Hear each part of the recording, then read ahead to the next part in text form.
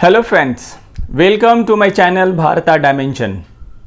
Last session में मैंने discuss किया था कि किसी भी चीज़ को याद करने के लिए हमें किन किन चीज़ों की ज़रूरत होती है कि हम जो भी चीज़ याद करें उसे बहुत लंबे समय तक रिटेन कैसे करें।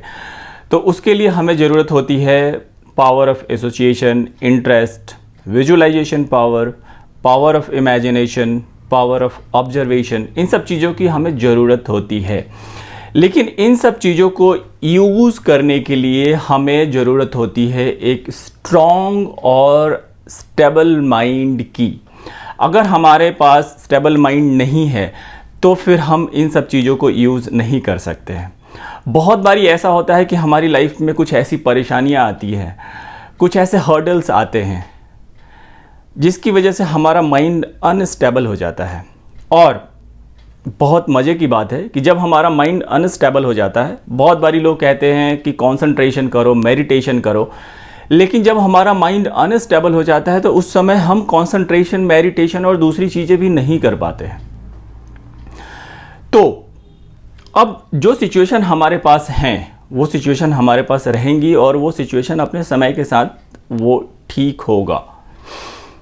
हमारे जो प्रॉब्लम्स है वो अपने समय के साथ प्रॉब्लम्स चली जाएंगी, ख़त्म हो जाएंगी।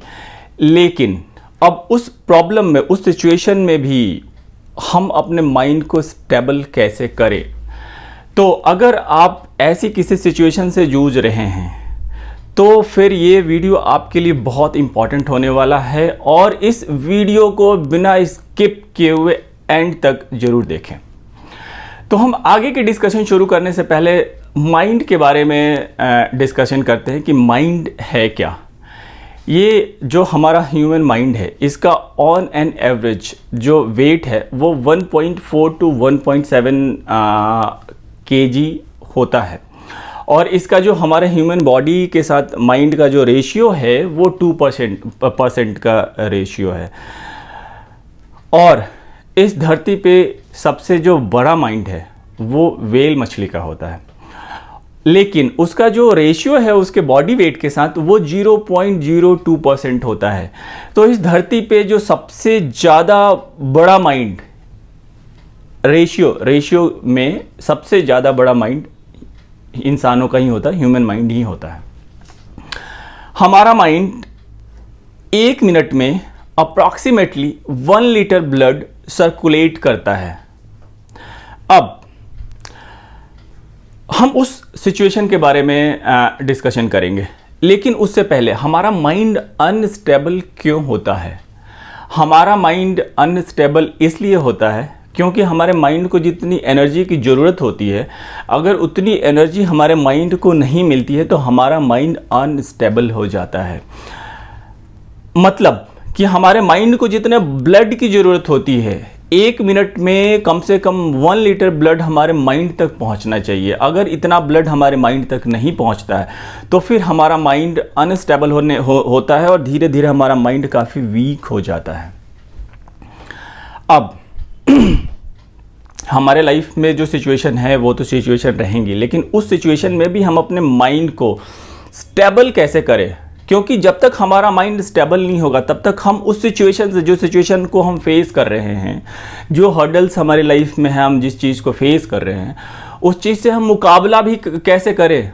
अगर हमारा माइंड स्टेबल होगा, अनस्टेबल नहीं, स्टेबल होगा, तो हम उस सिचुएशन से मुकाबला भी कर पाएंगे और जो कंसंट्रेशन, मेडिटेशन, ऑब्जर्वेशन, इन सब सारी चीज़ों को यूज़ भी कर पाएंगे।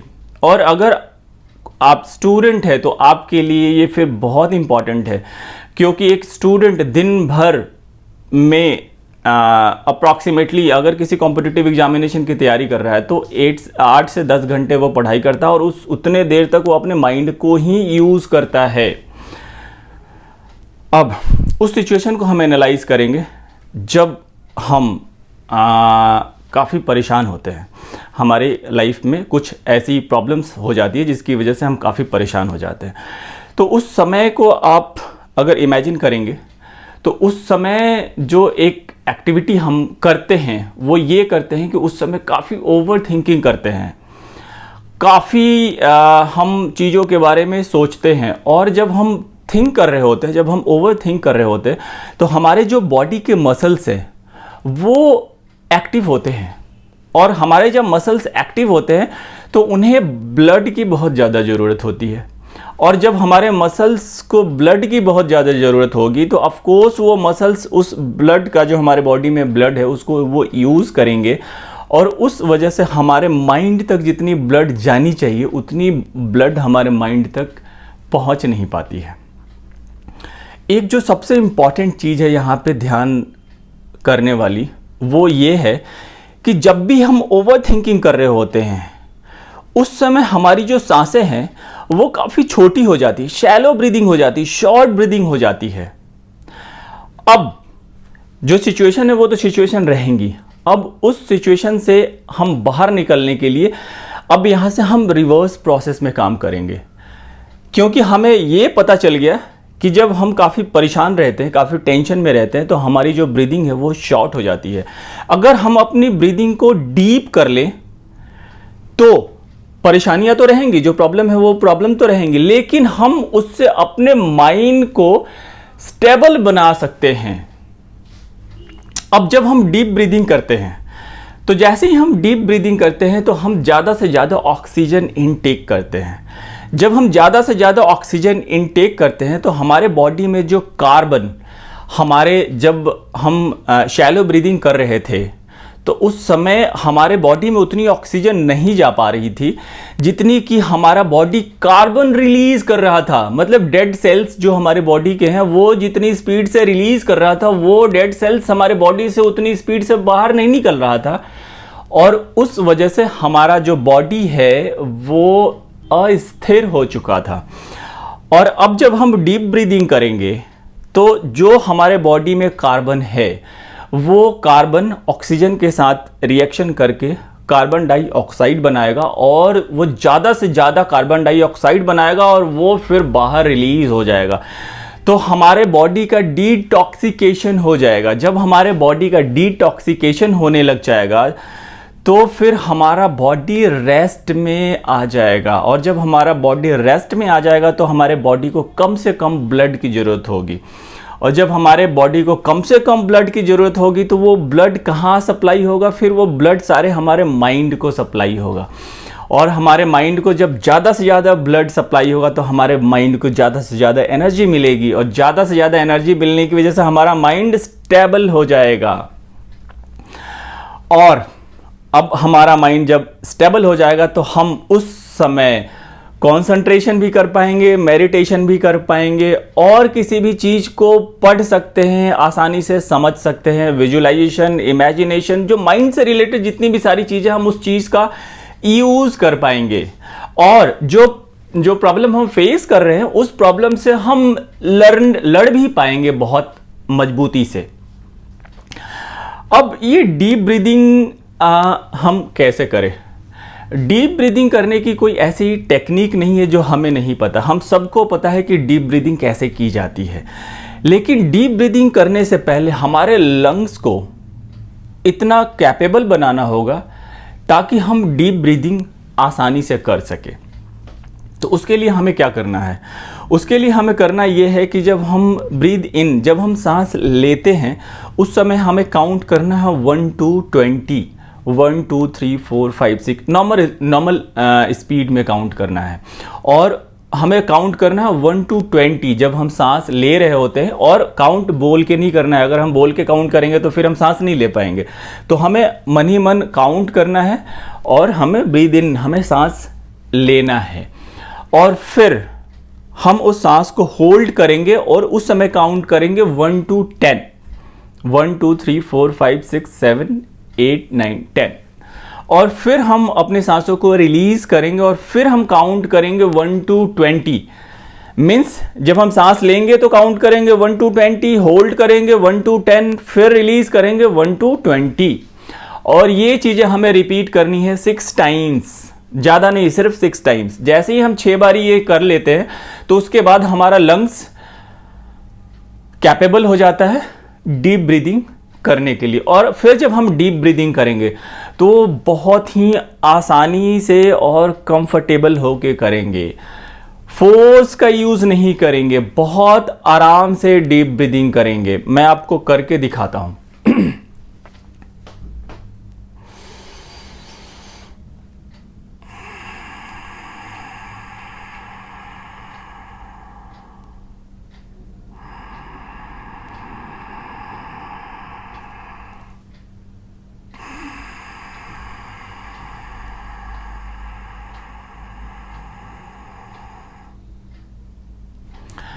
जब आप डीप ब्रीदिंग करेंगे तो 1 मिनट में आप 7 to 10 टाइम्स आप कर सकते हैं। ये 12 टाइम्स भी हो सकता है, लेकिन 7 to 10 टाइम्स आप आराम से breathe in out one cycle पूरा हो जाएगा।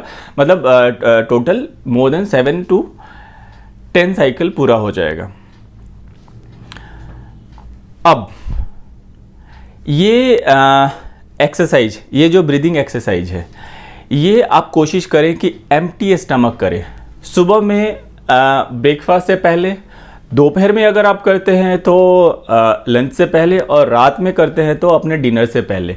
और ये आपको ज़्यादा देर तक नहीं करनी है, ये आपको 5 minute, 3 to 5 minutes more than enough. अगर आप ज़्यादा करते हैं, वो आपके पास अगर वो टाइम अवेलेबल है तो फिर आप ज़्यादा कर सकते हैं, लेकिन 5 मिनट कम से कम सुबह में, 5 मिनट दोपहर में और 5 मिनट शाम में या रात में आप करें। ये एम्प्टी स्टमक इसलिए करना होता है क्योंकि जब हम भोजन हमारे पेट में जब रहता है तो उस भोजन को डाइजेस्ट करने के लिए हमें बहुत ब्लड की ज़्यादा ज़रूरत होती है स्टमक में। तो जब वो ब्लड वहाँ पे रहता है तो फिर ऑफकोर्स हम जब डीप ब्रीदिंग करेंगे तो वो ब्लड हमारे ब्रेन तक पहुँचने लग जाएगी, तो फिर हमारा जो डाइजेशन है वो डिस्टर्ब हो जाएगा। इसलिए ये ब्रीदिंग एक्सरसाइज हमेशा एम्प्टी स्टमक करने की कोशिश करें। तो फिर आप तैयार हैं वो सारे याद करने की टेक्निक्स सीखने के लिए, जिसमें कि हम यूज़ करेंगे imagination, concentration, observation, association, interest, इन सब सारी चीज़ों को यूज़ करने वाले हैं। तो फिर हम मिलते हैं अपने नेक्स्ट सेशन में ऐसे ही एक बहुत ज़बरदस्त वीडियो के साथ, और उसमें मैं नेक्स्ट सेशन में डिस्कस करूँगा टेक्निक, फर्स्ट टेक्निक मैं यूज़ करूँगा। तो फिर आप तैयार हो जाए अपने रॉक सॉलिड माइंड के साथ, और ये डीप ब्रीदिंग करें। नेक्स्ट सेशन में हम मिलते हैं। Okay, bye.